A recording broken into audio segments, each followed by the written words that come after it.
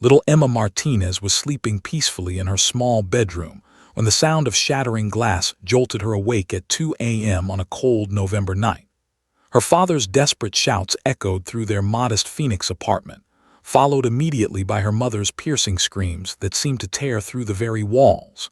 3-year-old Emma sat up in her bed, her heart pounding so hard she could hear it in her ears, clutching her favorite stuffed teddy bear that her grandmother had given her for her last birthday.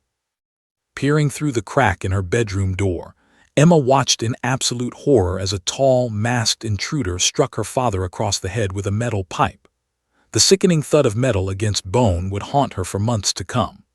Blood immediately began streaming down her father's face, splashing across the family photos that hung lovingly on the living room wall, photos of happier times, birthday parties, and family vacations to the Grand Canyon.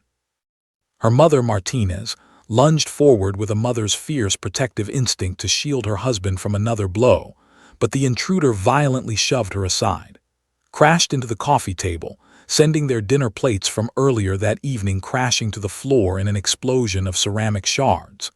Emma wanted to scream for help, wanted to run to her parents, wanted to do something, anything, but sheer terror froze her tiny body in place like a statue.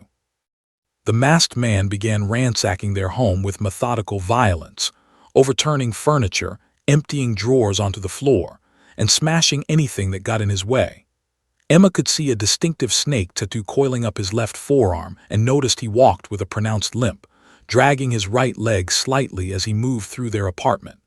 His eyes, visible through the mask's cutouts, were cold and calculating, the eyes of someone who had done this before and felt no remorse.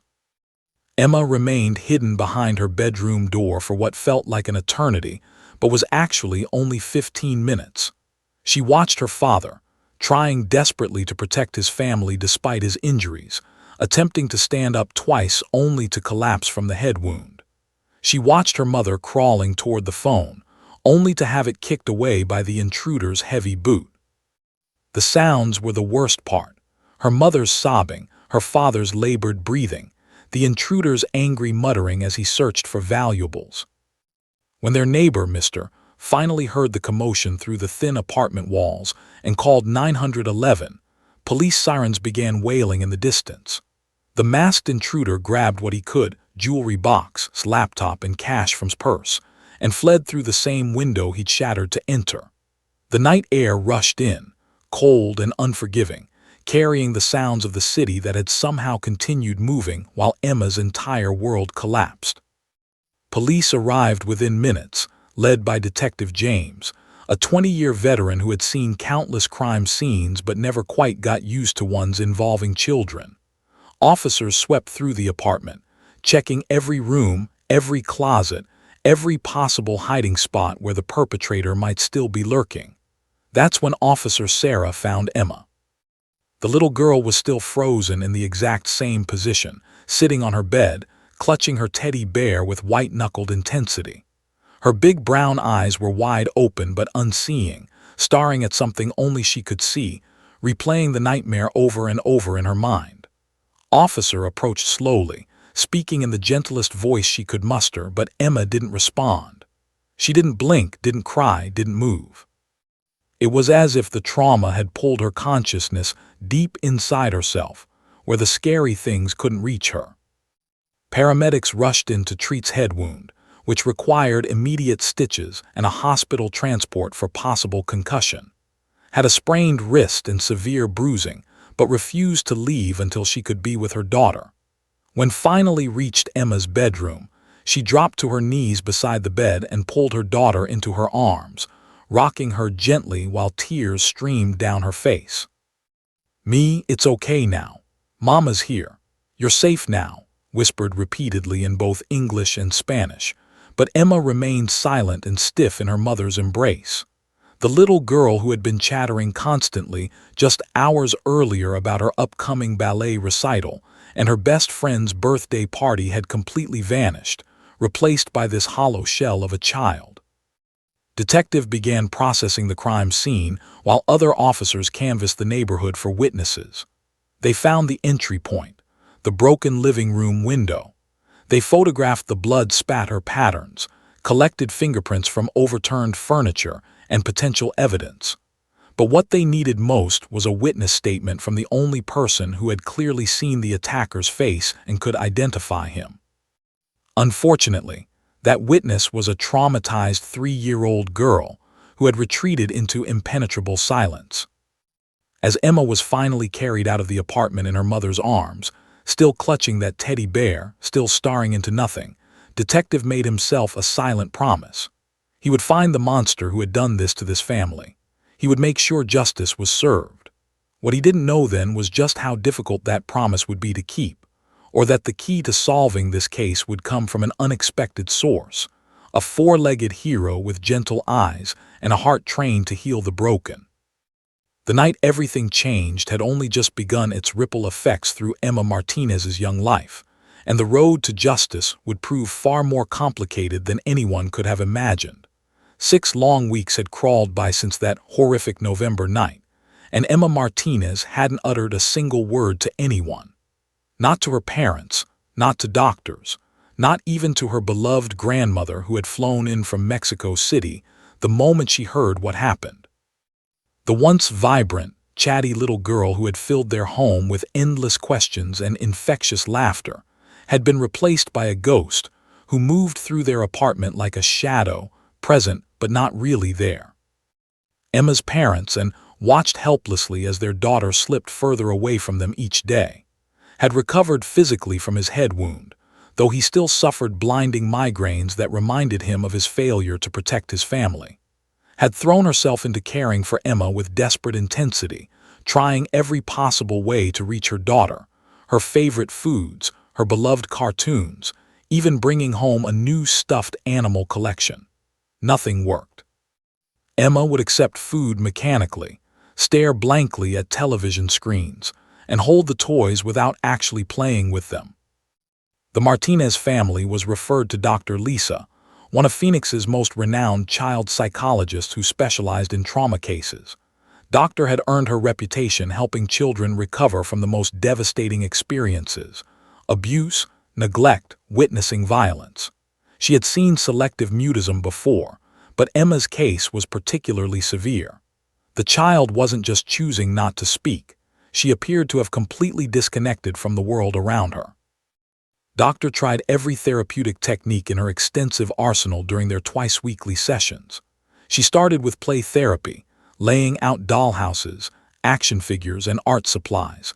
Hopping Emma would act out her feelings through play since she couldn't verbalize them.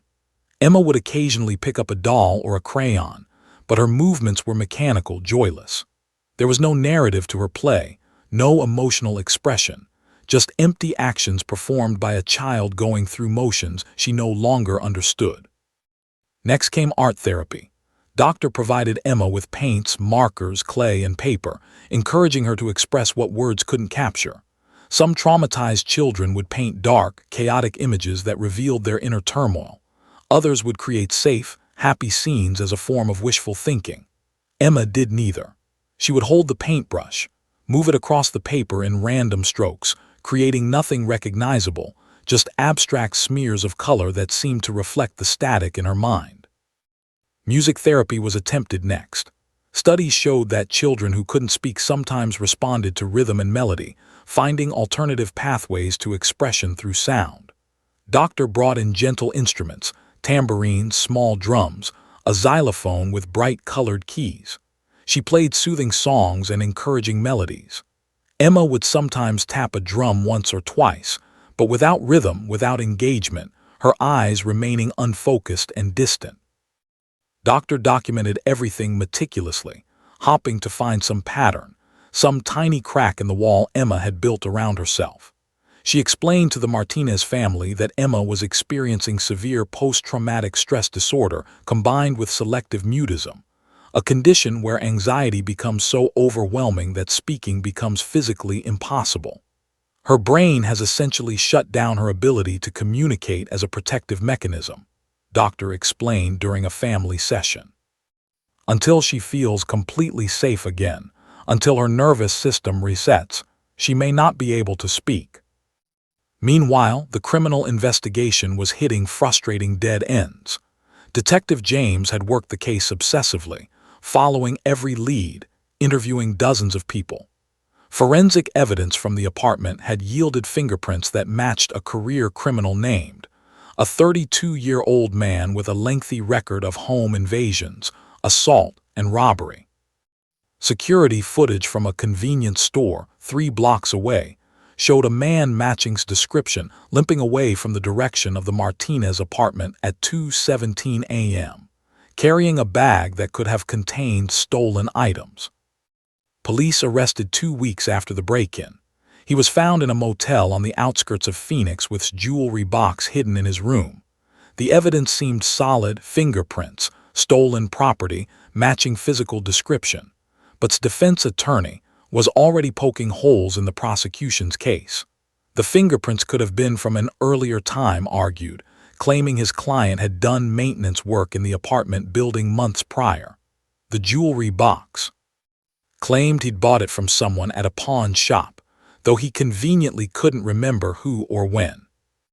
District Attorney Foster reviewed the case files with increasing concern. The physical evidence was circumstantial. What they desperately needed was eyewitness testimony. Emma had seen the attacker's face clearly. She had watched him for 15 minutes. She could identify him definitively, describe his distinctive snake tattoo, his limp, the scar on his cheek that matched perfectly. But Emma couldn't testify. She couldn't even speak. Foster met with detective in her downtown office on a gray January afternoon.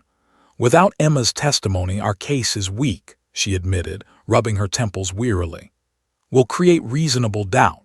He'll say the fingerprints are explainable, that bought the jewelry legitimately, that we're rushing to judgment. The jury will see a scared little girl who can't speak and a defendant claiming innocence, and they'll have doubts." Slammed his fist on Foster's desk in frustration. "So what are you saying? That this monster walks free? That he gets to do this to another family?" "I'm saying we have a problem," Foster replied quietly. "The trial is scheduled for March 15th. That gives us 7 weeks to find a solution. Either Emma finds her voice, or we find another way to make this case stick. Otherwise, we'll walk out of that courtroom a free man." Left the DA's office feeling defeated. He'd made a promise that night in the Martinez apartment, a promise to a traumatized little girl that he would catch the monster who destroyed her sense of safety. Now that promise seemed hollow. He'd caught the monster but couldn't lock the cage. That evening, returned to the police station and sat at his desk, staring at Emma's case file. Her school photo smiled back at him from the top page, a beautiful little girl with dark curly hair, bright eyes, and a gap-toothed grin that could light up a room. That girl was gone now, replaced by a silent shell. As he closed the file, his eyes landed on a flyer pinned to the station's bulletin board. "Phoenix PD Trauma Support Unit, introducing Rex, our new facility dog." Stood up and walked closer to the flyer. It featured a photo of a beautiful golden retriever with kind, intelligent eyes wearing a vest that read "Therapy Dog." According to the flyer, Rex had completed 2 years of specialized training to help crime victims, particularly children, cope with trauma.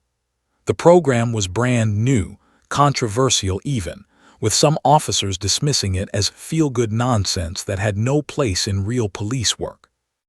But wasn't interested in conventional wisdom anymore. Conventional approaches had failed Emma completely. As he read about Rex's training, his ability to calm panic attacks, his success with domestic violence victims, his gentle nature with traumatized children, an idea began forming. It was unconventional, maybe even crazy.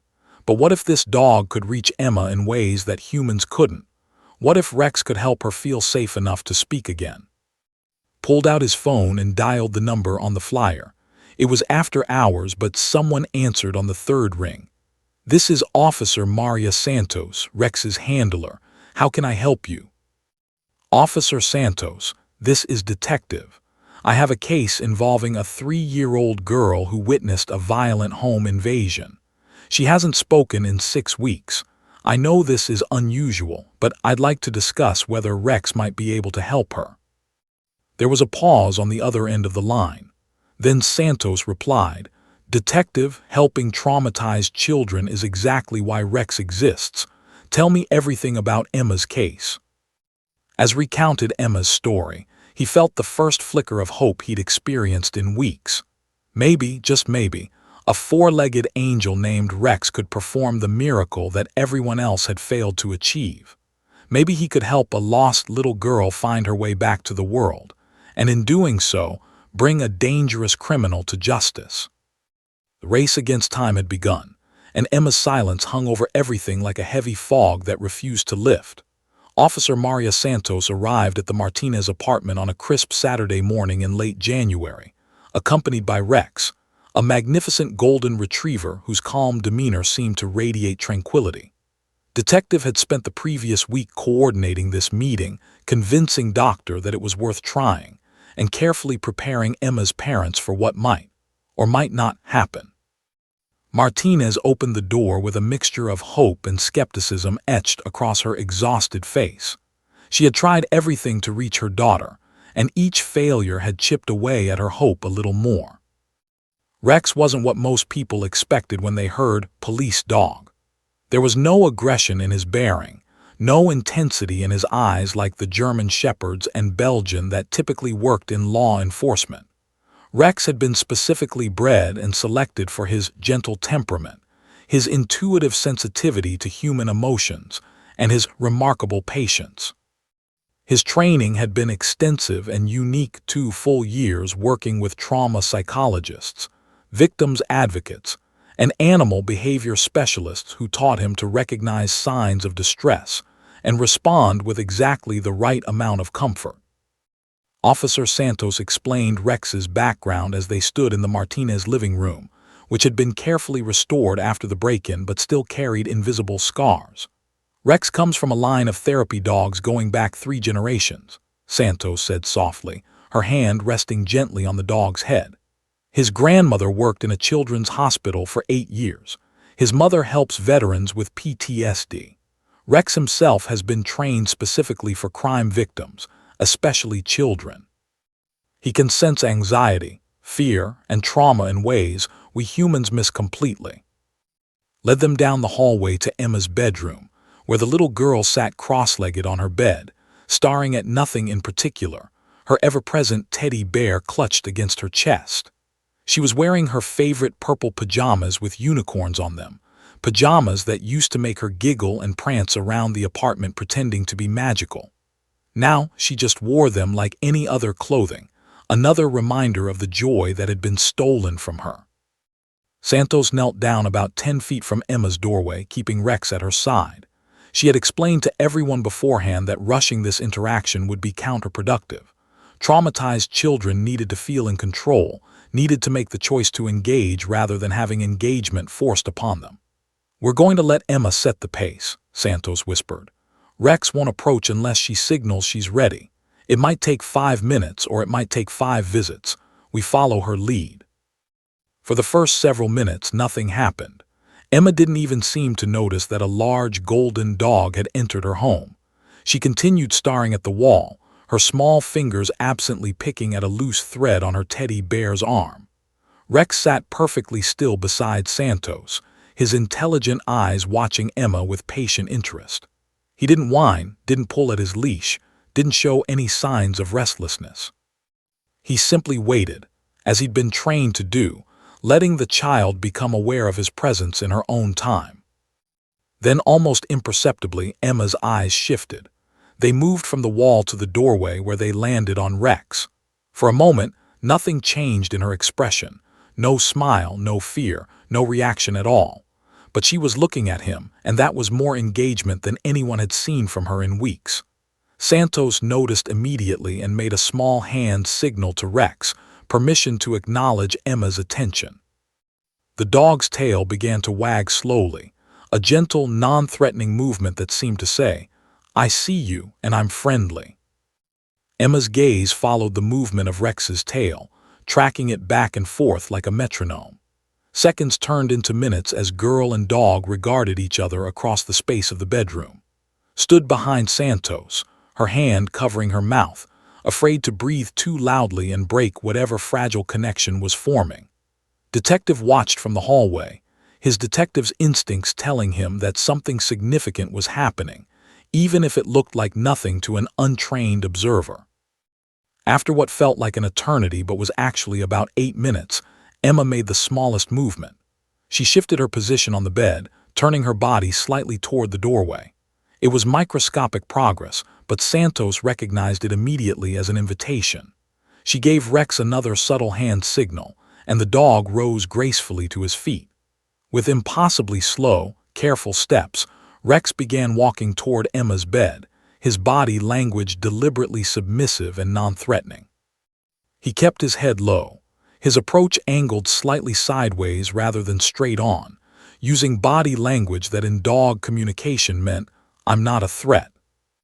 Emma watched his approach with wide eyes, her grip tightening on her teddy bear, but she didn't recoil or show signs of fear. Rex stopped about 3 feet from her bed, close enough that she could reach him if she chose to, but far enough away that she didn't feel crowded. Then he did something remarkable. He lay down on the floor, making himself smaller, less imposing, and rested his head on his paws. His eyes remained on Emma, but his posture said clearly, "I'm here for you, whenever you're ready." The room held its collective breath. Eyes filled with tears she didn't dare let fall. Doctor, who had arrived just after Santos and now stood in the doorway, watched the interaction with professional fascination. She had read about animal-assisted therapy, had even recommended it for other patients, but had never witnessed such a profound nonverbal communication between a traumatized child and a therapy animal. 10 more minutes passed. Rex didn't move from his position, content to simply be present. Emma continued staring at him, and slowly, almost imperceptibly, her rigid posture began to soften. The tension in her small shoulders eased slightly. Her death grip on the teddy bear relaxed just a fraction. And then, in a moment that would be seared into everyone's memory forever, Emma did something she hadn't done since the night of the attack. She moved with purpose. Emma slowly shifted her position on the bed, turning to face Rex fully. She set her teddy bear carefully beside her, as if it might need to witness what was about to happen. Then, with movements so slow and deliberate they seemed to exist outside normal time, Emma extended her small hand toward Rex. Her arm stretched out, trembling slightly, reaching across the space between them. Her tiny fingers, which hadn't voluntarily touched anything meaningful in 6 weeks, moved through the air toward the golden dog who waited with infinite patience. Rex didn't move toward her hand. He let her come to him, understanding instinctively that she needed to be the one to bridge the gap. When Emma's fingertips finally made contact with the soft fur on Rex's head, something extraordinary happened. A single tear rolled down Emma's cheek, the first tear anyone had seen her cry since the attack. Not a sob, not a breakdown, just one crystalline tear that traced a path down her face and dropped onto her purple unicorn pajamas. Her hand remained on Rex's head for 30 seconds, then a minute, then 2 minutes. The fur was soft and warm beneath her palm, alive and real in a way that nothing else had felt to her in weeks. Rex remained perfectly still, letting her explore the texture of his coat, the solidness of his presence, the reality of this gentle creature who asked nothing of her except to let him be there. Finally allowed her own tears to fall, silent streams of gratitude and relief running down her face. Who had been watching from the hallway beside Detective, wiped his eyes roughly with the back of his hand. Santos maintained her professional composure, but inside she felt the familiar surge of pride in her remarkable partner. This was why Rex existed, for moments exactly like this one. After several minutes, Emma slowly her hand and picked up her teddy bear again, but something fundamental had shifted.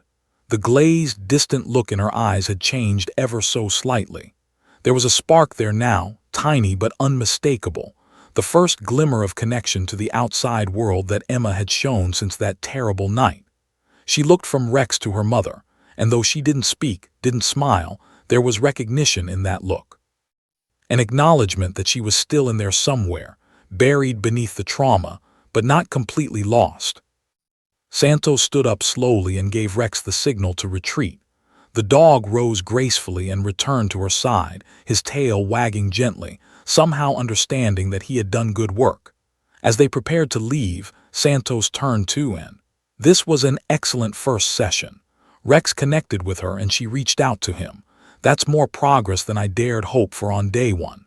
With your permission, I'd like to bring Rex back to visit Emma 3 times a week. We'll build on this foundation slowly, let her learn to trust him, let him become her safe space. Eventually, if things progress well, she might start to heal enough to communicate again. Nodded eagerly, unable to find words adequate to express her gratitude. Doctor stepped forward, her professional curiosity fully engaged. Officer Santos, I'd like to coordinate our therapy sessions with Rex's visits. I think combining traditional therapy with Rex's presence might accelerate Emma's recovery significantly. What we witnessed here today, that was a breakthrough. Small, but real. As Santos and Rex left the apartment, Detective walked them to their vehicle. How long? He asked quietly.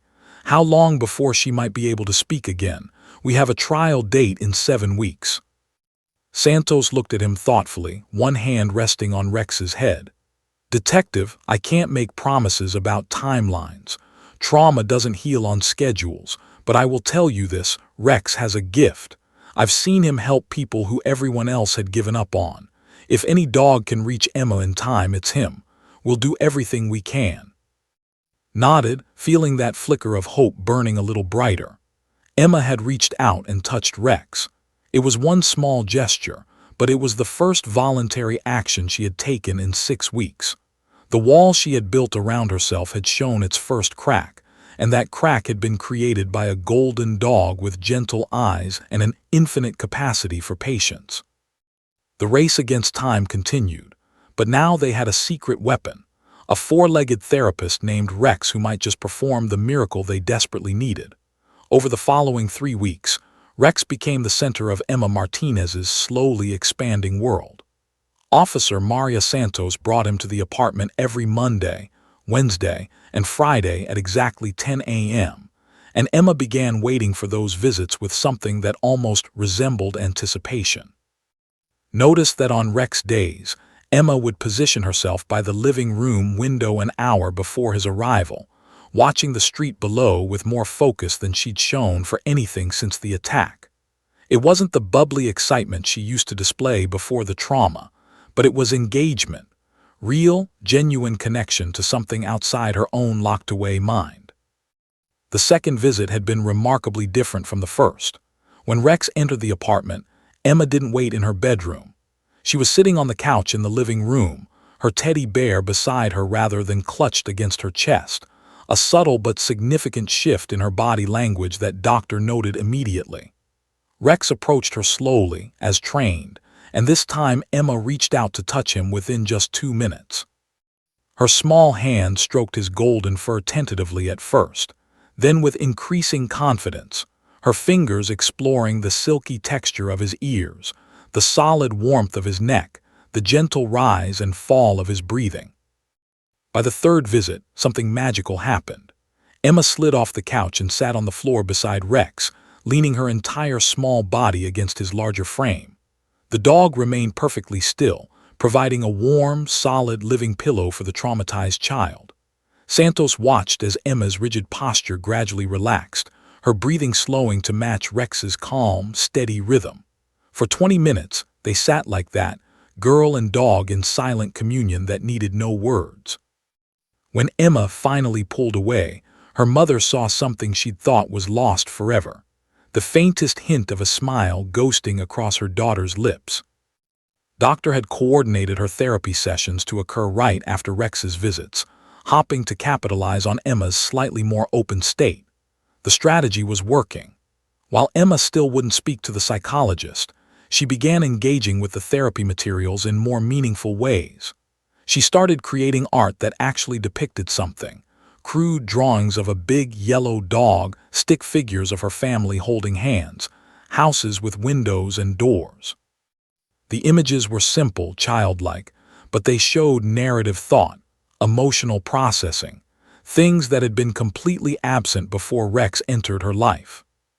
The breakthrough came during the 8th visit, on a cloudy Wednesday morning in mid-February. Santos had brought not just Rex, but also a soft brush designed for grooming dogs. "Emma," Santos said gently, "Rex loves being brushed. Would you like to help me brush him?" It was the first time anyone had directly asked Emma to do something in weeks, and everyone held their breath wondering if the request would cause her to retreat back into her shell. But Emma surprised them all. She looked at the brush, then at Rex, then slowly nodded her head. It was a small movement, barely perceptible, but it was communication, non-verbal but real. Gasped softly from her position in the kitchen, hardly daring to believe what she was seeing. Santos handed Emma the brush, showing her how to move it gently through Rex's coat in long, smooth strokes. Emma took the brush with both hands and began working it carefully through Rex's fur.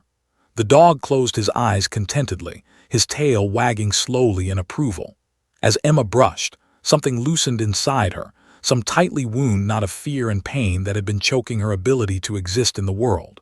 Her movements became less mechanical, more natural.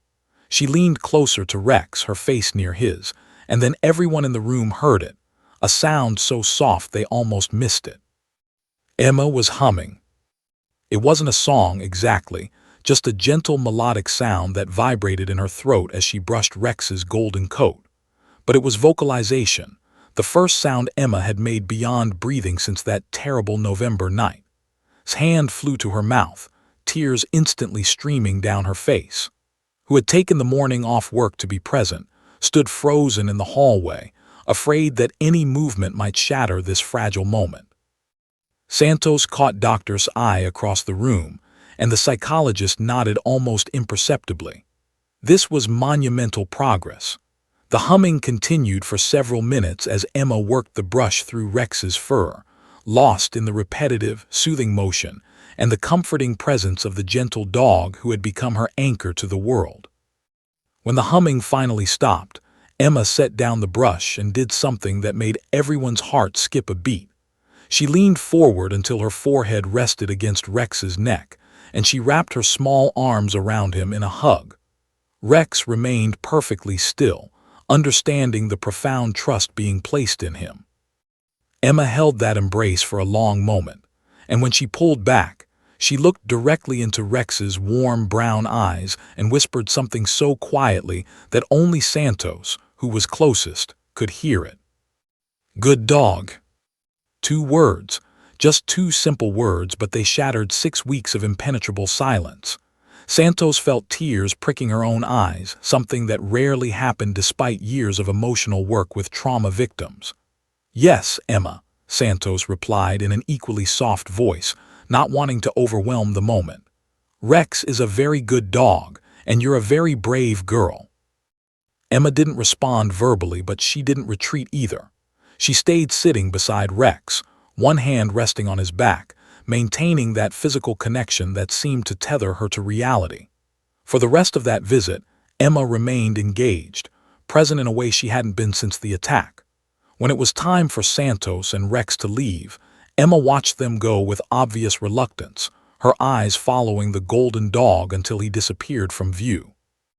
Doctor stayed for Emma's therapy session, and the change was remarkable.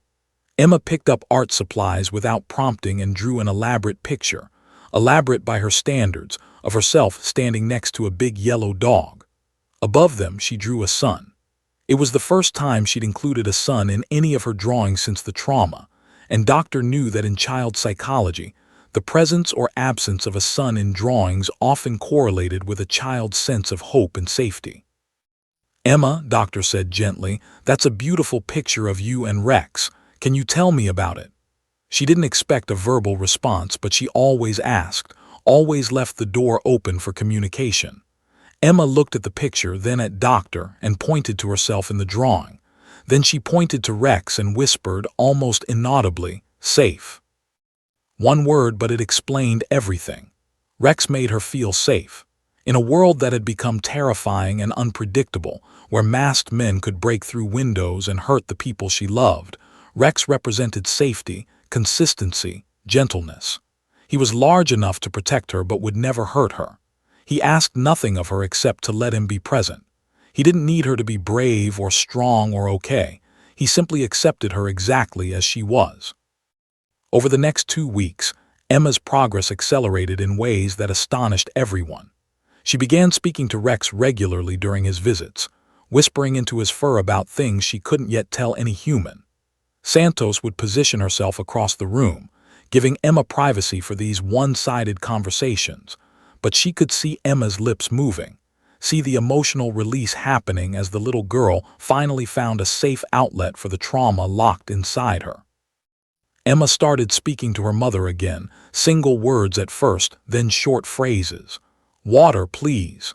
Where's Rex? Is Daddy okay?" Each sentence was a miracle that left weeping with gratitude. Returned from work each evening to receive updates on Emma's progress, and for the first time since the attack, he felt like they might actually survive this nightmare as a family. Doctor documented everything meticulously, amazed at the transformation animal-assisted therapy was creating. In her 20-year career, she'd never witnessed such dramatic improvement in such a short time. Emma was still deeply traumatized, still had a long road to recovery ahead, but she was recovering. The wall had come down, brick by brick, dismantled by a golden dog with patient eyes and an infinite capacity for love. But even as Emma healed, the clock continued ticking toward the trial date.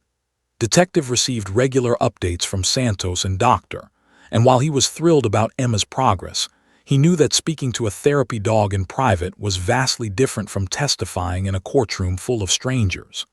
The question that haunted him was whether Emma could make that leap, whether she could speak about that terrible night in front of all those people, with the man who had hurt her family sitting just feet away. 3 weeks before the trial, District Attorney Foster called a meeting with everyone involved in Emma's case: Detective, Officer Santos, Doctor, and Emma's parents. They gathered in Foster's office on a Friday afternoon, the weight of the approaching trial date pressing down on all of them. "Emma's progress is remarkable," Foster began, "but we need to discuss the reality of what testimony would require. Emma would need to sit in a courtroom with dozens of people present, answer questions from me and likely from the defense attorney, and identify as the man she saw that night. Even with all her progress, is she capable of that?" Doctor spoke carefully. "Emma has made extraordinary strides, but her communication is still limited primarily to interactions involving Rex. She speaks to her parents now, yes, but in short sentences, and she still becomes nonverbal when stressed or frightened. A courtroom environment would be incredibly triggering for her." "What if Rex was there?" asked suddenly. Everyone turned to look at him. "What if we could get permission for Rex to be with Emma while she testifies? She speaks to him, she trusts him. Maybe with Rex beside her she could do it." Foster shook her head slowly. "James, I appreciate the creative thinking, but there's no legal precedent for bringing a therapy dog into an Arizona courtroom. Defense attorney would fight it tooth and nail, arguing it's prejudicial, that it would manipulate jury emotions. And honestly, he might be right. I don't know of any judge who would allow it." "Then we create precedent," Santos said firmly. "What Rex has done for Emma is nothing short of miraculous. He's given her back her voice. Why should she lose that voice just because she has to step into a courtroom? We advocate for her, we fight for an accommodation that allows her to testify with the support she needs." Spoke up for the first time, his voice thick with emotion. "My daughter has been through hell. She watched a man try to kill me, hurt her mother. She lost herself for weeks because of what she witnessed. Now she's finally coming back to us, finally healing, and you're telling me the legal system can't accommodate what she needs to tell her truth? That's not justice." Foster looked at the faces around her conference table, determined, passionate, desperate. She thought about Emma, that tiny 3-year-old girl who had shown such courage in her recovery. She thought about who would walk free if Emma couldn't testify. And she thought about all the other victims who might need accommodations that the legal system hadn't yet imagined.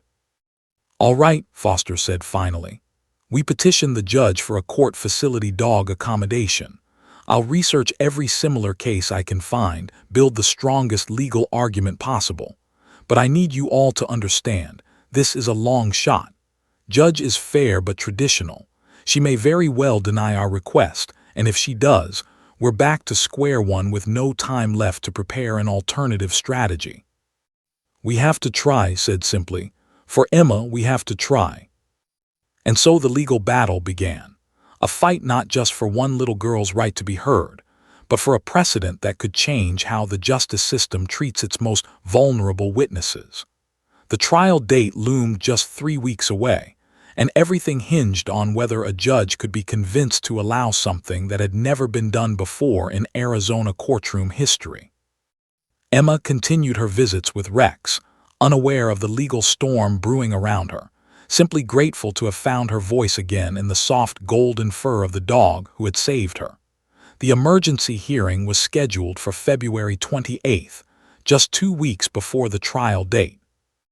Judge's courtroom was packed with an unusual assembly of observers, victims' rights advocates, child welfare representatives, legal scholars, and a handful of journalists who had caught wind of this unprecedented petition.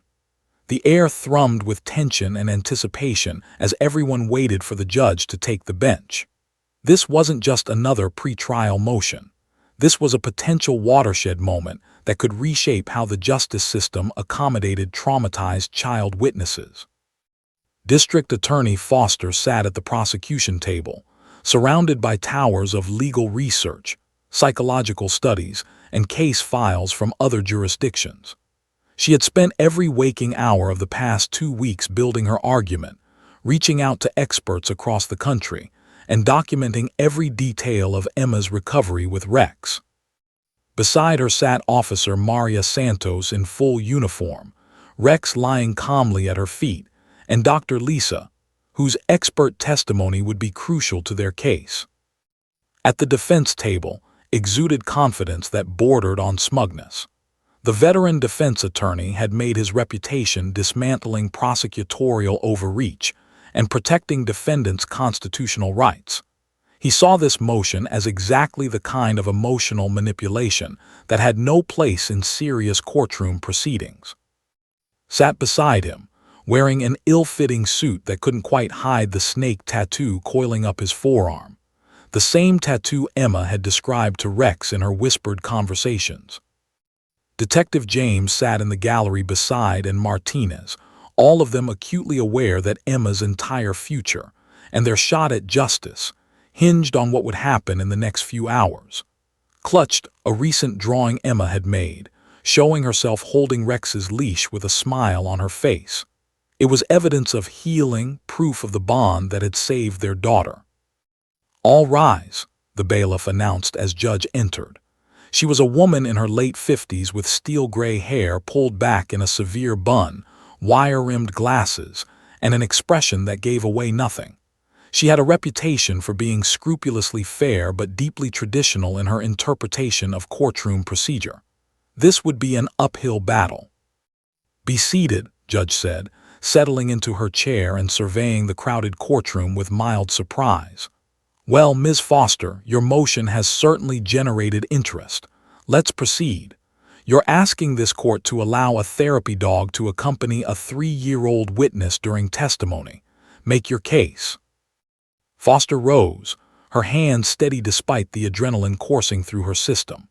"Thank you, Your Honor. The state is requesting an accommodation under the Americans with Disabilities Act and Arizona's Crime Victims' Rights Statute to permit a certified therapy dog, Rex, to provide support to our witness, Emma Martinez, during her testimony. Emma suffers from severe post-traumatic stress disorder and selective mutism resulting from witnessing a violent home invasion. Without Rex's presence, she is physiologically incapable of verbal communication." "Objection, Your Honor," interrupted, not bothering to rise. "This is pure theater designed to prejudice the jury through sympathy. Ms. Foster is essentially asking to bring an emotional prop into the courtroom to manipulate the jury's feelings. My client has a constitutional right to a fair trial, which cannot include a prosecutor parading a cute dog in front of jurors to generate sympathy for her witness." Judge held up a hand. "Mister, you'll have your opportunity to argue." Ms. Foster continued. "Your Honor, this is not about sympathy or emotional manipulation," Foster continued, her voice gaining strength. "This is about access to justice for a severely traumatized child witness. Emma Martinez is the only person who can identify the perpetrator of a violent crime. Without accommodation, she cannot testify. Denying this accommodation effectively denies her and the people of Arizona access to the judicial process." Foster gestured to Doctor, who rose and approached the witness stand. After being sworn in, the psychologist opened her file containing weeks of detailed documentation. Judge leaned forward, genuinely interested despite her reservations. "Doctor," Foster began, "please explain Emma Martinez's condition to the court." Doctor adjusted her glasses and spoke clearly. "Emma suffers from severe PTSD with selective mutism, a condition where anxiety becomes so overwhelming that the individual loses the physical ability to speak. This isn't a choice or defiance. It's a physiological response to trauma. The muscles controlling speech literally freeze. I've worked with Emma for 2 months using every evidence-based therapeutic technique available. She remained completely nonverbal until she was introduced to Rex, a certified therapy dog." "What changed with the dog's presence?" Foster asked. "Everything," Doctor said emphatically. "Within 3 weeks of beginning animal-assisted therapy with Rex, Emma progressed from complete mutism to speaking in sentences. However, and this is crucial, her ability to communicate remains significantly dependent on Rex's presence. When Rex is with her, Emma's anxiety levels drop to manageable levels, allowing her to access verbal communication. Without him, particularly in stressful situations, she reverts to mutism." Foster introduced a stack of research studies. "Your Honor, I'm submitting peer-reviewed studies from medical and psychological journals documenting the efficacy of animal-assisted therapy for trauma victims. I'm also providing case law from Washington State, where courthouse facility dogs have been successfully used with child witnesses, and from New York, where appellate courts have upheld such accommodations." Shot to his feet. "Your Honor, those cases are not binding precedent in Arizona, and with good reason. Allowing a dog in the courtroom is inherently prejudicial. Jurors see a frightened child with a comforting dog and their objectivity disappears. They're no longer evaluating evidence. They're responding emotionally. This violates my client's Sixth Amendment right to an impartial jury." Judge looked thoughtful. "Ms. Foster, Mr. raises a valid concern. How do you propose to mitigate the prejudicial impact on the jury?" "Your Honor, we propose that Rex be positioned behind a low partition or screen, visible only to Emma but not to the jury. The jury would know a support accommodation has been made, which we would address in jury instructions, but they wouldn't see the dog. This preserves both Emma's ability to testify and the defendant's right to a fair trial." "That's absurd," scoffed. "So we hide the dog but tell the jury it's there. That's somehow less prejudicial." "Your Honor, the defense strenuously objects to this entire charade. The prosecution has failed to meet its burden of proof. If their witness cannot testify without a therapy dog, then perhaps that witness is not competent to testify at all." Gasped audibly from the gallery, and hands clenched into fists.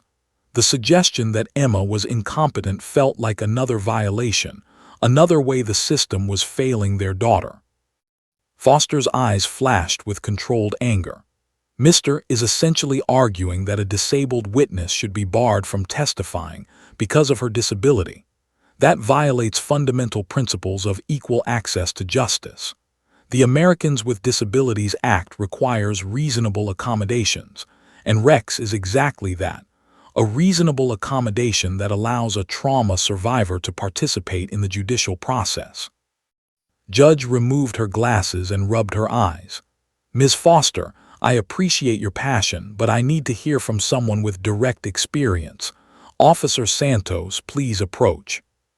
Santos stood and took the witness stand, her bearing professional and confident. She had in countless cases, but never about Rex in this context. This was new territory for everyone. "Officer Santos," Judge said, "tell me about Rex's training and capabilities. And please be specific. I need to understand exactly what this dog does and why he's different from any pet dog a family might own." Santos nodded. "Your Honor, Rex underwent 2 years of intensive training specifically for trauma victim support.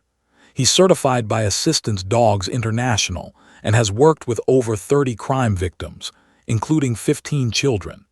His training includes remaining absolutely still and quiet during stressful situations, recognizing signs of panic attacks or dissociation, and providing deep pressure therapy. Unlike a pet, Rex is trained to work in high-stress environments, hospitals, police stations, courtrooms, without becoming distracted or reactive." "Has he ever been in a courtroom before?" the judge asked. "Yes, Your Honor. In Washington State, where I previously worked, Rex accompanied a 7-year-old assault victim during testimony. The accommodation was approved, and the conviction was upheld on appeal. The appellate court found that the dog's presence was no more prejudicial than allowing a child to hold a stuffed animal, which courts have long permitted." Jump back in. "Your Honor, a stuffed animal is an inanimate object.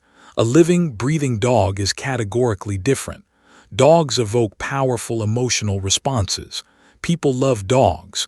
Jurors see a dog comforting a child and they stop thinking rationally." "Then we educate the jury," Foster countered. "We include specific instructions explaining that the dog is a disability accommodation, like a wheelchair or a hearing aid, and that its presence should not influence their evaluation of evidence or testimony. Jurors are capable of following instructions." Judge turned back to Doctor. "Doctor, you said Emma's ability to communicate depends on Rex's presence. Can you quantify that for me? What percentage improvement are we talking about?" Doctor pulled out a chart showing Emma's progress. "In sessions without Rex, Emma communicates 0% verbally, complete mutism. In sessions with Rex present, her verbal communication ranges from 60 to 90% of age-appropriate levels, depending on stress factors. In a courtroom setting, which would be highly stressful, I estimate she would function at perhaps 50% verbal capacity with Rex present and 0% without him. So even with the dog, she might not be able to testify effectively," pounced on this admission. "She might struggle," Doctor acknowledged, "but she would have a chance. Without Rex, she has no chance at all. The question is whether we give her that opportunity or deny her access to the justice system entirely." The courtroom fell silent as Judge reviewed the materials before her. She flipped through psychological evaluations, legal precedents, research studies, and photos of Emma's artwork showing her progression from blank pages to drawings filled with hope and healing. Everyone held their breath, the stakes crystal clear. Finally, Judge looked up. "I'm going to take a 30-minute recess to review these materials more thoroughly. This is not a decision I'm prepared to make lightly. The court stands in recess." As everyone filed out of the courtroom, approached Foster in the hallway. "What do you think?" she asked desperately. "Will she allow it?" Foster chose her words carefully. Judge is fair, but she's also cautious. She understands the legal implications of setting this precedent. It could go either way. Detective stood with his back against the wall, watching and conferring in hushed tones across the hallway. Looked confident, almost amused, as if he knew the system would protect him once again. The detective felt that familiar burning anger, the sense that justice was slipping away because of legal technicalities and procedure. Officer Santos knelt beside Rex, stroking his ears and whispering encouragement. The dog had remained perfectly calm throughout the entire hearing, a model of the professionalism that made him so effective. He seemed to understand, in whatever way dogs understand such things, that his presence might make the difference between justice and injustice for a little girl he'd learned to love. When the 30 minutes ended and everyone filed back into the courtroom, the tension was suffocating. Judge took her seat, her expression unreadable, a single sheet of paper in her hand containing her decision, a decision that would determine Emma's fate, and potentially the fate of countless future witnesses who might need similar accommodations. "I've reviewed all the materials presented," Judge began, her voice measured and careful. "This court recognizes the tension between a defendant's right to a fair trial and a witness's right to reasonable accommodation under the ADA. These are both fundamental principles of our justice system, and when they conflict, the court must find a balance." Foster gripped the edge of the table, her knuckles white, reached for his hand, their fingers intertwining in desperate hope.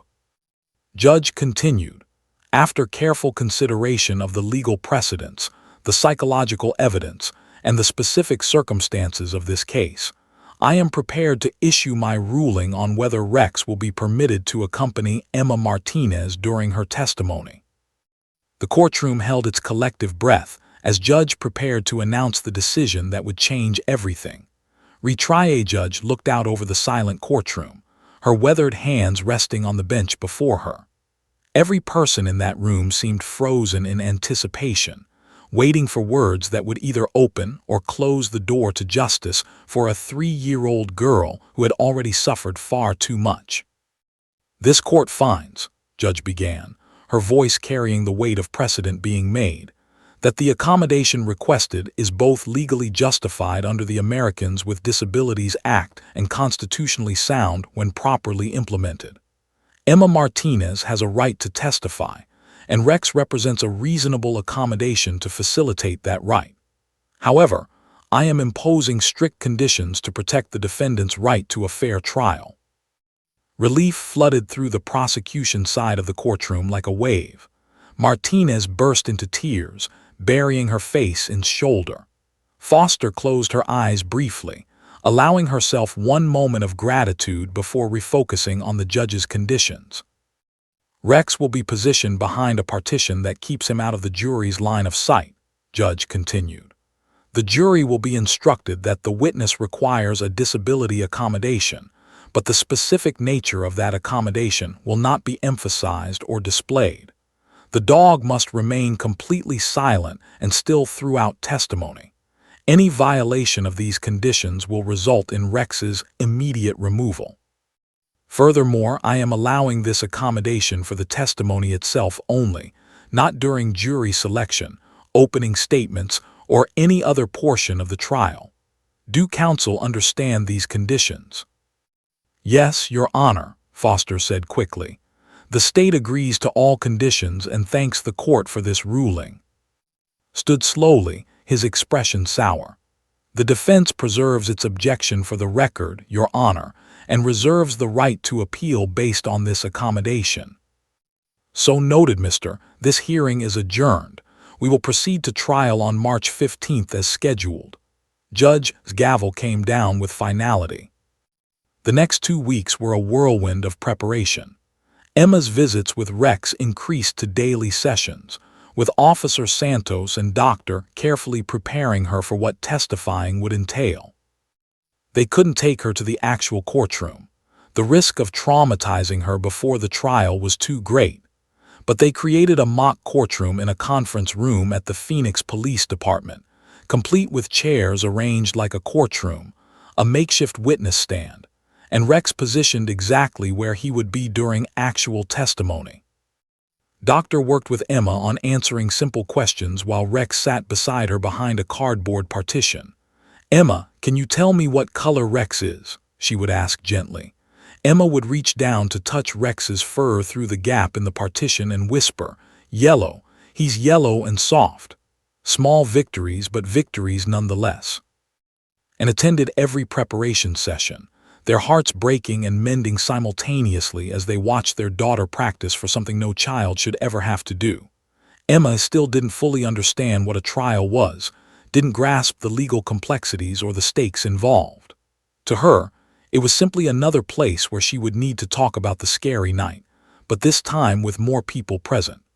The thought terrified her, but the promise that Rex would be there made it bearable. Prosecutor Foster met with Emma 3 times, always with Rex present, always with Dr. and Officer Santos nearby. She kept her questions simple and direct, practicing the testimony without pushing too hard. Emma, I'm going to show you some pictures of different men. Can you point to the man you saw that night? Emma's small finger would hover over the photos, trembling before landing on its image. Him, she would whisper into Rex's fur. The bad man. Finally, March 15th arrived, trial day. The courthouse was surrounded by news vans and reporters eager to cover the landmark case. Inside, security had been increased significantly. Judge had issued a protective order barring cameras from the courtroom during Emma's testimony, and only a limited number of media representatives were allowed inside. Emma arrived at the courthouse holding both her parents' hands, dressed in a simple pink dress that had let her choose herself. She clutched a small stuffed version of a golden retriever that Santos had given her, a miniature Rex to hold when the real Rex wasn't immediately beside her. Her eyes were wide with fear as they entered the imposing building with its high ceilings and echoing hallways.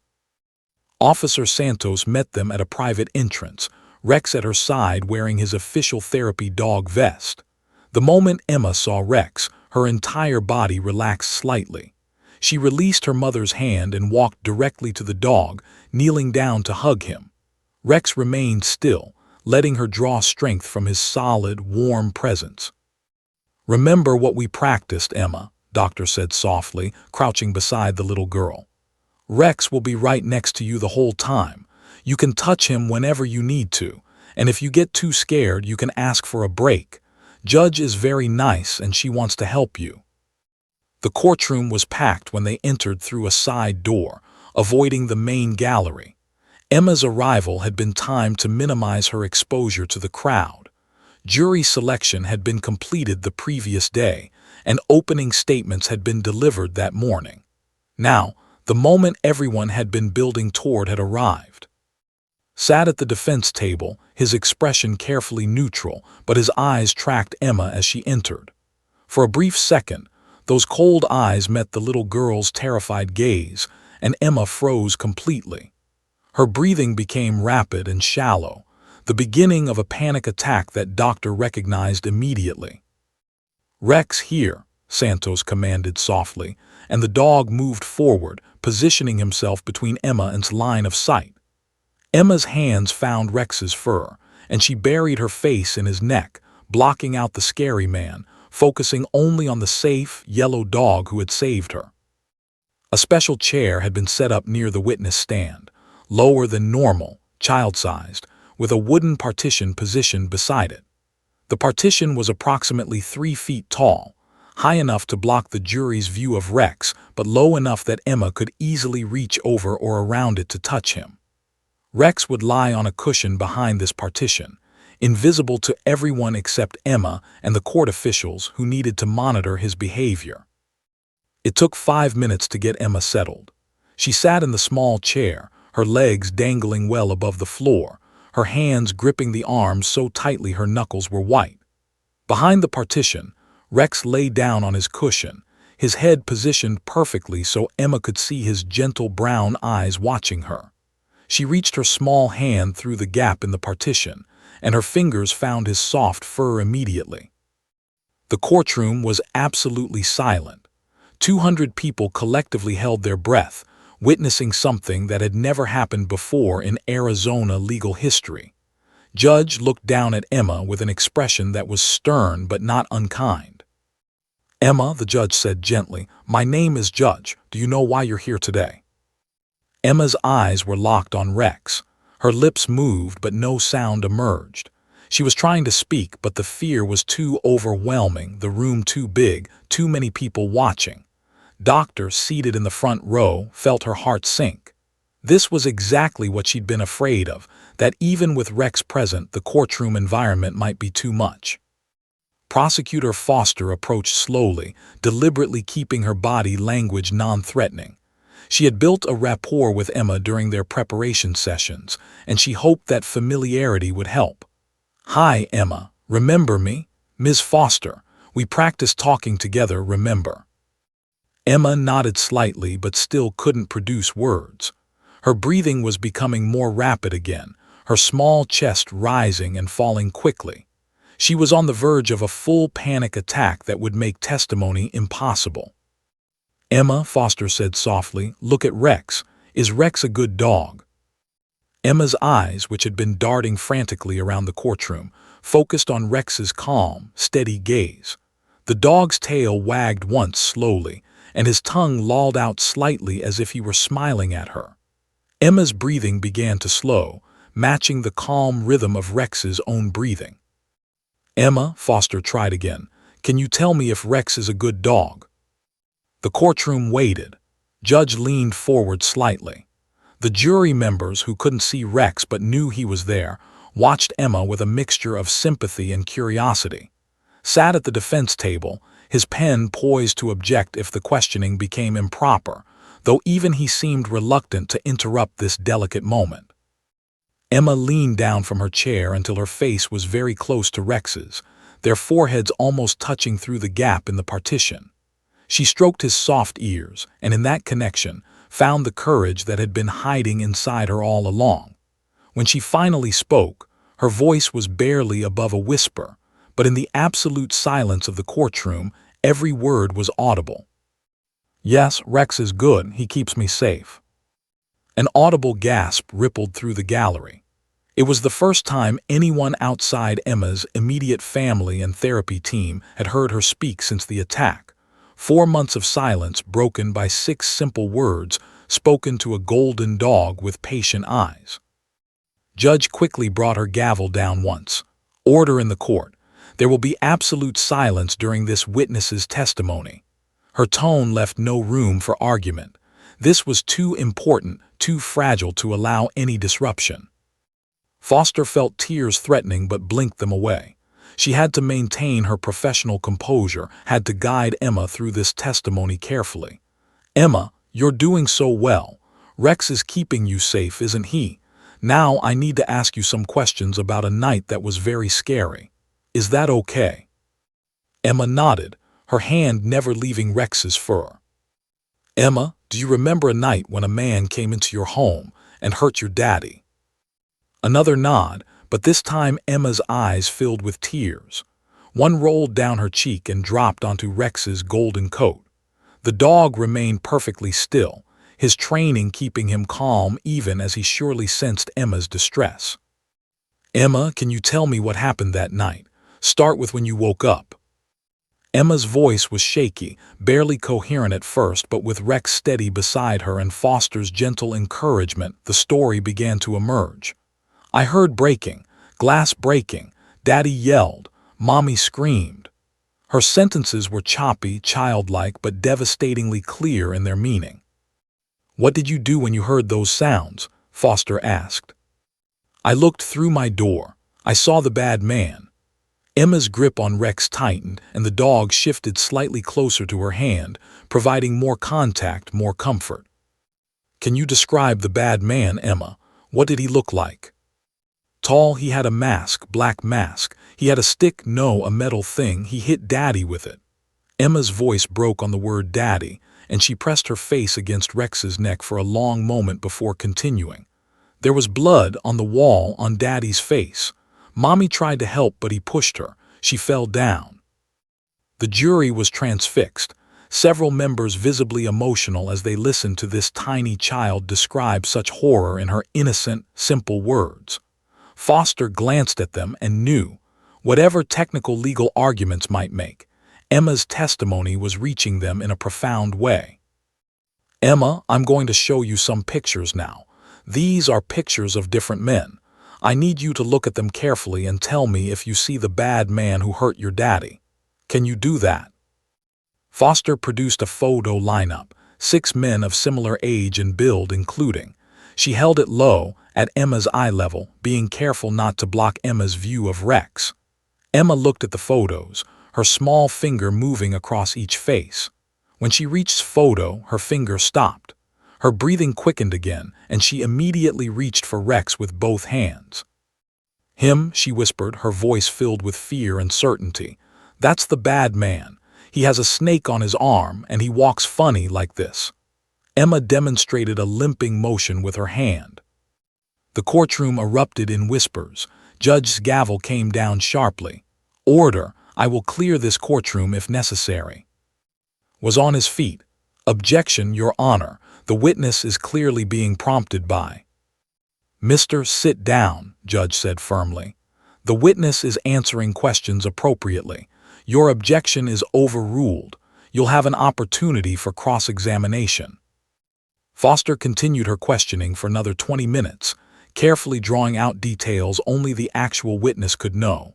The distinctive scar on his cheek, the specific words he'd muttered while ransacking the apartment, the way he'd limped when he fled.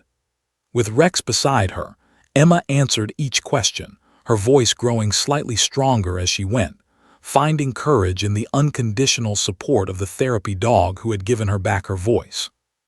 When Foster finally said, "No further questions, Your Honor," Emma had told her story completely. She had identified her family's attacker beyond any reasonable doubt. She had done what everyone thought was impossible. She had. But the ordeal wasn't over yet. Rose for cross-examination, and Emma's small hand tightened in Rex's fur, preparing for whatever came next. The gentle dog remained perfectly still, ready to help his brave friend through one more challenge, stood slowly, buttoning his suit jacket with deliberate precision. He was a seasoned defense attorney who had cross-examined hundreds of witnesses, but never one quite like this. A 3-year-old girl clutching a therapy dog while the entire courtroom held its breath. He knew he was walking a legal tightrope. Push too hard and he'd alienate the jury, go too soft and he'd fail his client. Every eye in the courtroom watched him with an intensity that was almost palpable. "Your Honor," began carefully, "the defense will be brief and respectful in cross-examination, mindful of the witness's age and condition." Judge nodded curtly.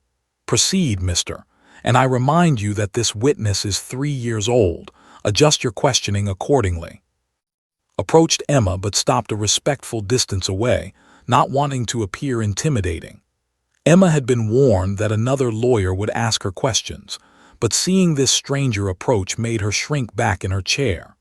Her hand plunged deeper into Rex's fur, and she pressed her face against the partition, trying to keep the dog in her line of sight. "Hello," Emma said in the gentlest voice he could muster. "My name is Mr.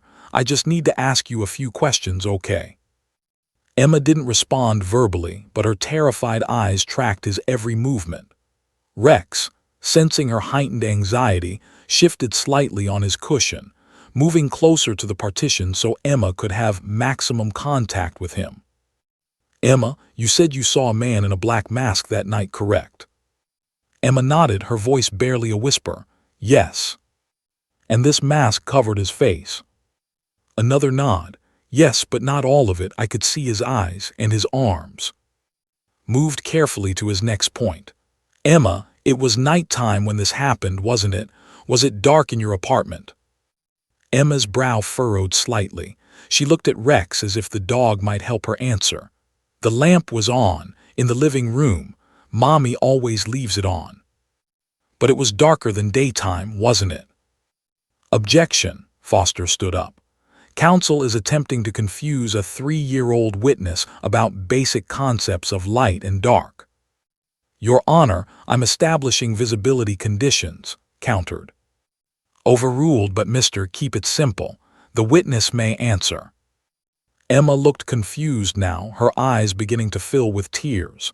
"It was nighttime," she said softly, "but I could see him hurting Daddy." Shifted tactics. "Emma, you were very scared that night, weren't you?" "Yes." Emma's voice was becoming smaller, retreating. "And when people are scared, sometimes they remember things wrong. Maybe you." "Objection." Foster was on her feet immediately. "Your Honor, counsel is now directly suggesting to a child witness that her memory is unreliable. This is inappropriate." Judge frowned. "Mister, rephrase your question or move on." Took a breath, realizing he was losing ground. He decided to try a different approach. "Emma, you said the man had a snake tattoo on his arm. Did you see this tattoo clearly?" "Yes," Emma said with more confidence now, apparently relieved to be on firmer ground. "It was a big snake, green and black. It went like this."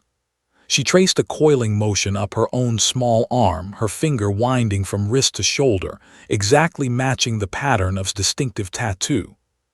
Felt the ground shifting beneath him. That detail was too specific, too accurate. He glanced at the jury and saw several members nodding slightly, clearly impressed by Emma's certainty. He needed to wrap up before causing more damage to his case. "Emma, one last question. You love your daddy very much, don't you?" "Yes," Emma said immediately, her voice stronger when talking about her father. "And you'd want to help your daddy, wouldn't you? You'd want to make sure the person who hurt him gets in trouble." Foster started to rise with another objection, but before she could speak, something unexpected happened. Emma turned away from Rex for the first time since testimony began and looked directly at. Her young face showed a maturity beyond her years, a wisdom born from trauma that no child should possess. "I want to tell the truth," Emma said clearly, her voice carrying across the silent courtroom. "Mommy says always tell the truth. The truth is that man she pointed directly at the defense table. He hurt my daddy. He hurt my mommy. He was bad, and I was scared, but I remember everything." The courtroom erupted. Gallery members gasped and murmured. Several jury members were openly crying now, moved by this tiny child's courage and clarity. Judge gavel came down repeatedly. "Order, order in this court." The judge's voice cut through the commotion. When silence was finally restored, she turned to, "Do you have any further questions for this witness, counselor?" Looked at Emma, then at the jury, then at his client, whose expression had shifted from confidence to barely concealed worry. Any further questioning would only reinforce Emma's testimony, only make her appear more credible and sympathetic. He had lost this round decisively. "No further questions, Your Honor," said quietly, returning to his seat. "The witness may step down," Judge announced. "Ms. Foster, please assist." Foster approached Emma's chair and offered her hand. Emma took it but didn't immediately move. Instead, she turned to Rex one more time, burying her face in his golden fur, drawing in one last moment of strength from the dog who had made all of this possible. "Good boy, Rex," Emma whispered, loud enough for the courtroom's audio system to pick up. "You kept me safe, just like you promised." Officer Santos appeared beside the partition, ready to escort Rex and Emma out of the courtroom. As they moved toward the side exit, Emma suddenly stopped. She turned around and looked back at the courtroom, at the judge, at the jury, at all the people who had been watching her. Then her eyes found. For a moment, predator and prey locked gazes, stared at this child who had just destroyed his defense, and Emma stared back at the monster who had shattered her world. But Emma was no longer the frozen, silent victim she had been. With Rex beside her and her voice returned, she was a survivor, a witness, a warrior in a pink dress who had just changed the course of justice. Emma raised her small hand and pointed directly at one final time. "Bad man," she said clearly, so everyone could hear. Then she turned away, placed her hand on Rex's head, and walked out of the courtroom with her head held high. The door closed behind them, but the impact of what had just occurred continued reverberating through the courtroom. Judge called for a 15-minute recess, and as people filed out, the conversations were all about the same thing: the extraordinary testimony they had just witnessed, the unprecedented accommodation that had made it possible, and the 3-year-old girl whose courage had moved an entire courtroom to tears. In the private witness waiting room, Emma finally allowed herself to break down. She climbed into his lap and cried, deep, wrenching sobs that released months of pent-up trauma, fear, and pain. Held her daughter and rocked her, tears streaming down her own face, while knelt beside them, his arms wrapped around both of his girls. Rex lay at their feet, his chin resting on his paws, watching Emma with those gentle, knowing eyes. Doctor stood nearby, documenting this moment of catharsis, recognizing it for what it was, a turning point in Emma's healing journey. Officer Santos wiped her own eyes discreetly, proud of her remarkable partner who had performed exactly as trained, providing unwavering support through one of the most challenging testimonies she'd ever witnessed. "You did it, me," whispered into Emma's hair, switching between English and Spanish as she always did when emotional. "You were so brave, so strong. Mama is so proud of you." "Is it over?" Emma asked between sobs. "Can we go home now?" "Not quite yet, sweetie," Doctor said gently. "But the hard part is over. You did what you needed to do. You told the truth and everyone heard you." "Did I help Daddy?" Emma asked, looking up with red, puffy eyes. His face crumpled with emotion. He took Emma's small face in his hands, being careful of the bruises that had long since healed but whose memory would take much longer to fade. "Yes, baby girl. You helped Daddy so much. You helped all of us. That bad man won't be able to hurt anyone else now because you were brave enough to tell the truth." Detective appeared in the doorway, having watched Emma's testimony from the gallery. He looked at this little family, broken by violence but rebuilding themselves piece by piece, and felt a sense of satisfaction he rarely experienced in his line of work. "Emma," he said, crouching down to her level, "I want to thank you. What you did today was one of the bravest things I've ever seen, and I've been a police officer for 20 years. Emma looked at him with those big brown eyes that had seen too much. "Will you make sure the bad man stays away?" "I promise," said solemnly. "He's going to jail for a very long time." Back in the courtroom, the trial continued, but everyone knew the outcome had been decided. Prosecutor Foster presented additional evidence, the forensic findings, the stolen property recovered from his motel room, security footage that corroborated Emma's timeline. But it was Emma's testimony that had sealed his fate. The jury had seen and heard a traumatized child find the courage to identify her attacker, and no amount of legal maneuvering could undo the power of that testimony. Put up a defense, calling witnesses who to character, suggesting alternative theories, trying to create reasonable doubt. But the evidence was overwhelming, and Emma's identification had been too precise, too detailed, too credible. When rested his case 2 days later, he knew they had lost. Closing arguments were delivered on March 20th. Foster spoke eloquently about justice, courage, and the importance of believing survivors, no matter how young. She reminded the jury of Emma's specific descriptions, the snake tattoo, the limp, the scar details that perfectly matched. She talked about the stolen jewelry found in his possession, the fingerprints at the scene, and most importantly, the eyewitness testimony of a child who had no reason to lie. Did his best in his closing, arguing about reasonable doubt, questioning the reliability of a 3-year-old's memory, suggesting that the emotional nature of Emma's testimony might have clouded judgment. But even as he spoke, he could see the jury wasn't buying it. They had made up their minds when Emma pointed at and said "bad man" with absolute certainty. The jury deliberated for just 90 minutes, remarkably fast for a case of this magnitude. When they returned to the courtroom, Emma was not present. Foster had ensured she wouldn't have to endure the verdict reading. And detectives sat in the gallery, holding hands, praying for justice. "Has the jury reached a verdict?" Judge asked. "We have, Your Honor," the jury foreperson replied, standing with the verdict form in hand. "What say you?" "In the case of the state of Arizona versus, on the charge of home invasion, we find the defendant guilty. On the charge of aggravated assault with a deadly weapon, we find the defendant guilty.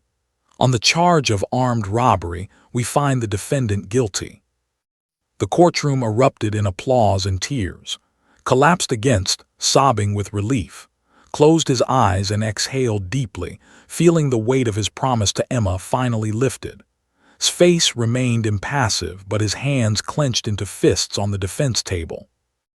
Judge allowed the emotional release for a moment before restoring order. "Mister, you have been found guilty on all counts. Sentencing will take place on April 10th. Until then, you will remain in custody without bail. This court is adjourned." As was led away in handcuffs, his eyes swept the courtroom one final time. He had been brought down by a 3-year-old girl and a therapy dog, an ending he never could have anticipated. The system he thought he could manipulate had found a way to give voice to its most vulnerable witness, and that voice had condemned him. Outside the courthouse, news crews swarmed, asking for comments, and declined to speak, wanting only to get home to their daughter. But Detective paused long enough to make a brief statement. Today, justice was served for the Martinez family, and for everyone who believed that Emma deserved to be heard. This case has shown that when we provide appropriate accommodations for trauma survivors, when we recognize that justice must be accessible to everyone regardless of age or disability, our system works. Emma's courage, supported by an extraordinary therapy dog named Rex, has potentially changed how courts across this country treat vulnerable witnesses. That's a legacy this little girl can be proud of. When Anne finally arrived home, they found Emma in the living room, playing with her toys for the first time in months. Rex lay beside her, retired from duty for the day but still her faithful companion. Santos had stayed with Emma during the verdict, and when the parents entered, she smiled and gave them a thumbs up. Emma looked up from her toys, her face anxious. Did they catch the bad man, for real forever? Knelt beside his daughter and pulled her into a tight embrace. Yes, baby, for real forever. He's going away for a long, long time. You're safe now. We're all safe. Emma hugged her father fiercely, then turned and hugged Rex with equal intensity.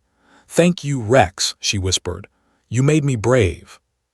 The golden dog's tail wagged gently, and in that moment, everyone in the room understood that they had witnessed something miraculous, not just a legal victory, but a testament to the healing power of unconditional love and support.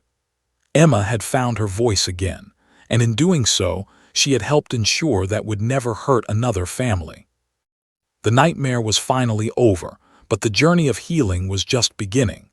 The sentencing hearing took place on April 10th in the same courtroom where Emma had given her groundbreaking testimony 3 weeks earlier. The space was once again packed with observers, but this time Emma was not required to be present. Judge had made it clear that the little girl had done enough, had given more than anyone should ever have to ask of a 3-year-old. Today was about consequences, about ensuring that faced the full weight of justice for the terror he had inflicted on an innocent family. Stood before the judge in an orange prison jumpsuit, his previous arrogance replaced by the hollow-eyed resignation of a man who knew his freedom was over. His attorney had filed the standard motions for leniency, citing difficult childhood and substance abuse issues, but even seemed to go through the motions without real conviction. There was no coming back from what the jury and the entire courtroom had witnessed. Prosecutor Foster stood to address the court, her voice steady and strong. Your Honor, the defendant's crimes against the Martinez family were brutal, calculating, and utterly without remorse.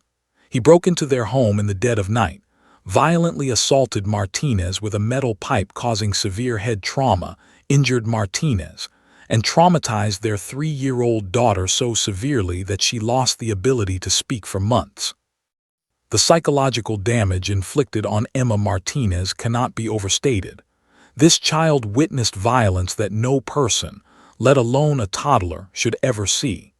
The defendant showed no mercy that night, and the state asks that this court show him none now. Judge listened intently, her expression grave. She had presided over thousands of cases in her career, but Emma's testimony had affected her profoundly. When it was time to pronounce sentence, she looked directly at with barely concealed contempt. Mister, you are a predator who invaded the sanctity of a family's home and shattered their sense of safety in the most violent way imaginable.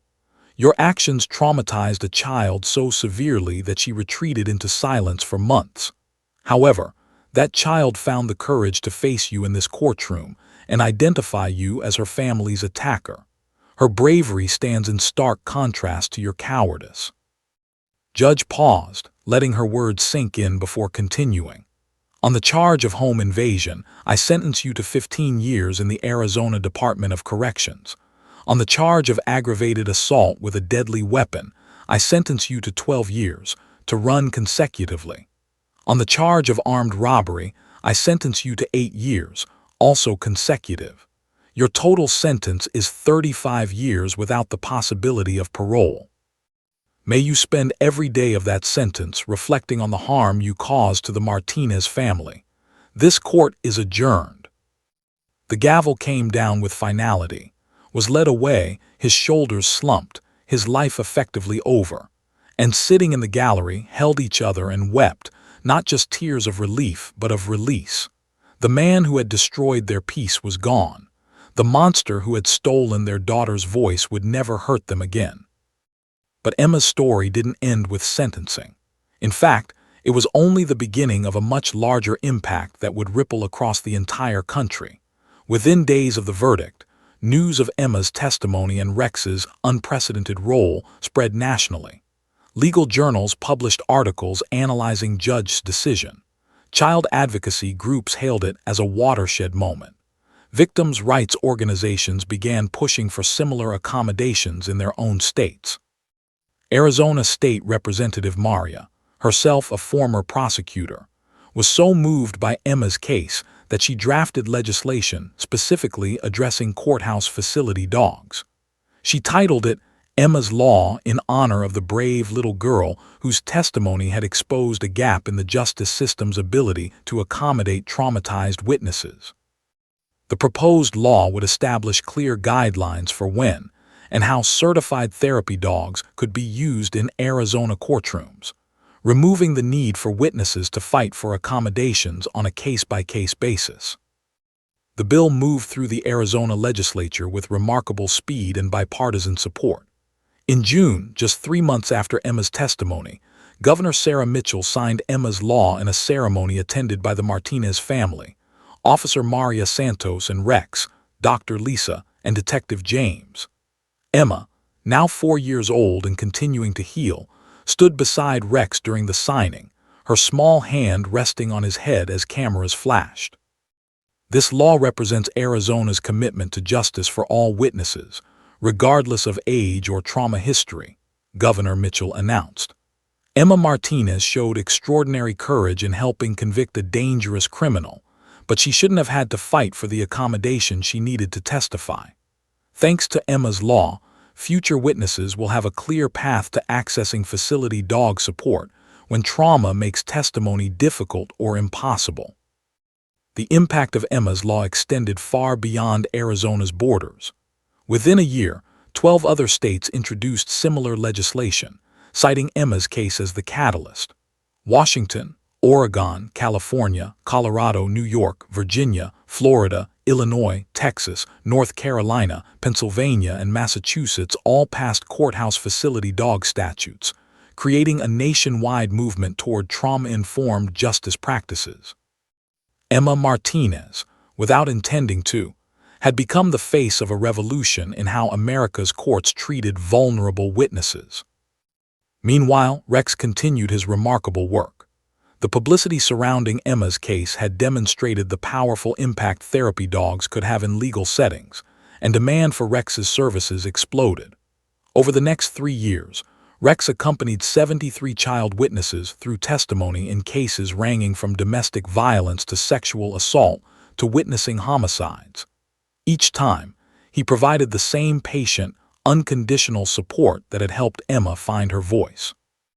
Parents of traumatized children began specifically requesting Rex, having heard about the miracle he'd performed for Emma. The Phoenix Police Department expanded their facility dog program, training 5 additional dogs to meet the overwhelming need. Other jurisdictions across the country launched their own programs, creating a network of courthouse facility dogs that would help thousands of vulnerable witnesses access the justice system. Detective, who had been the first to suggest Rex might help Emma, received a commendation from the Phoenix Police Department for his innovative thinking, but he always deflected credit to Rex and to Emma herself. "I just connected them," he would say. Rex did the real work, and Emma did something most adults couldn't do. She faced her trauma and spoke her truth. Dr. Lisa incorporated Emma's case into her teaching at Arizona State University, where she trained the next generation of child psychologists. She used Emma's recovery as a case study, demonstrating the profound efficacy of animal-assisted therapy for trauma survivors. Her published research on Emma's case became one of the most cited papers in pediatric trauma literature, influencing therapeutic practices nationwide. Officer Santos and Rex became something of a local legend in Phoenix. Children who had previously been terrified of testifying would hear about the golden dog who helps kids be brave and ask specifically for Rex. Santos fielded requests from law enforcement agencies across the country wanting to know how to establish their own facility dog programs. She traveled to conferences, trained handlers, and helped departments navigate the legal and logistical challenges of integrating therapy dogs into criminal justice proceedings. But perhaps the most beautiful part of Emma's story was what happened 3 years after the trial. Rex, now 7 years old, was approaching retirement age for a working therapy dog. While he remained healthy and capable, the demanding work of supporting traumatized witnesses was beginning to take its toll. Officer Santos began planning for Rex's retirement, knowing she would need to find him the perfect forever home where he could live out his remaining years in comfort and love. The choice was obvious to everyone involved. On a sunny Saturday in June, 3 years after Emma's testimony, the Martinez family officially adopted Rex. The ceremony took place in the same park where Emma had once been too afraid to play. Now 6 years old, thriving in kindergarten, and fully recovered from her selective mutism, Emma stood beside Rex wearing a huge smile that seemed to light up the entire park. "Rex is my hero," Emma told the small gathering of friends, family, and local news reporters who had covered her story from the beginning.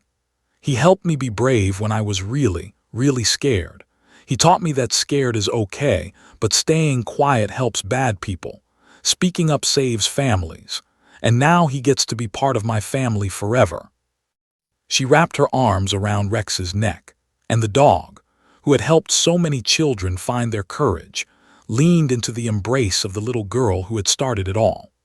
His tail wagged contentedly as Emma buried her face in his golden fur, the same way she had done during the darkest moment of her young life, and watched their daughter with tears of joy streaming down their faces. Their family had been shattered by violence, but they had rebuilt themselves stronger than before. Emma still had occasional nightmares, still sometimes struggled with anxiety, but she was thriving. She had friends at school, loved her ballet classes, and talked constantly about everything and nothing the way 6-year-olds do.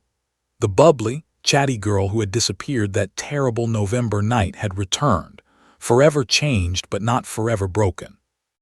Rex settled into retirement beautifully, transitioning from working therapy dog to beloved family pet.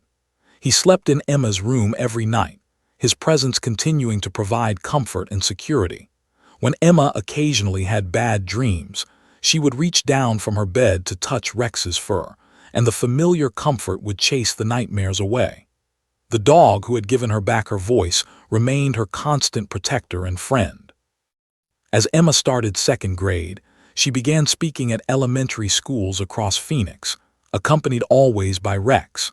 She talked to other children about bravery, about speaking up when something is wrong, about how it's okay to be scared but important to tell the truth. Her message resonated with hundreds of children, some of whom were harboring their own secrets about abuse or violence they had witnessed. One little boy, after hearing Emma speak, found the courage to tell his teacher about his father's violence at home. A 7-year-old girl reported sexual abuse she had been suffering in silence. Emma's openness about her own trauma and recovery created a ripple effect of disclosure and healing that extended far beyond her own case. She had become, in her own small way, a voice for the voiceless, and Rex remained by her side through it all. On the 5th anniversary of Emma's testimony, the Phoenix courthouse unveiled a permanent display in its main hallway. The exhibit featured a photograph of Emma at 3 years old, her hand reaching toward Rex during testimony, captured by the court's camera system. Beside it was the text of Emma's law and information about courthouse facility dogs. A bronze plaque read, "In recognition of Emma Martinez, whose courage changed the face of justice, and Rex, the therapy dog who helped her find her voice." Emma, now 8 years old, attended the unveiling with her parents and with Rex, now 10 and moving more slowly but still dignified and gentle. She stood before the display, holding Rex's leash, and read the plaque aloud.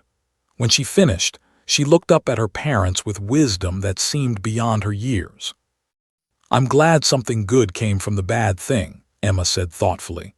"The bad man hurt us, but we helped lots of other kids. Rex and me, we're a team.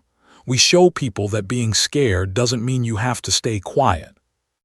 As the crowd applauded, Emma knelt beside Rex one more time, hugging the dog who had saved her in every way that mattered. Rex's tail wagged slowly, and his gentle brown eyes looked at Emma with what could only be described as love and pride. The 3-year-old girl who had turned to a police dog and spoken in a courtroom, gasping the entire assembly, had grown into a confident, compassionate child who understood that her trauma didn't define her. Her courage did. And the golden therapy dog who had patiently waited for her to find her voice had found his forever home with the family he had helped save. Together, Emma and Rex had changed the justice system, helped countless other traumatized children, and proven that sometimes the most powerful form of healing comes not from words or therapy or medicine, but from the unconditional love between a child and a dog who refused to give up on her. Their story became legendary in Phoenix and beyond, a reminder that justice must be accessible to everyone, that trauma can be overcome with proper support, and that sometimes angels come on 4 legs with golden fur and patient eyes. Emma Martinez and Rex had turned tragedy into transformation, silence into strength, and in doing so, had given hope to thousands of victims who came after them. The nightmare that began on a cold November night had transformed into a legacy of courage, compassion, and change that would endure for generations. And at the center of it all was a little girl who learned that her voice mattered, and a remarkable dog who taught her how to use it.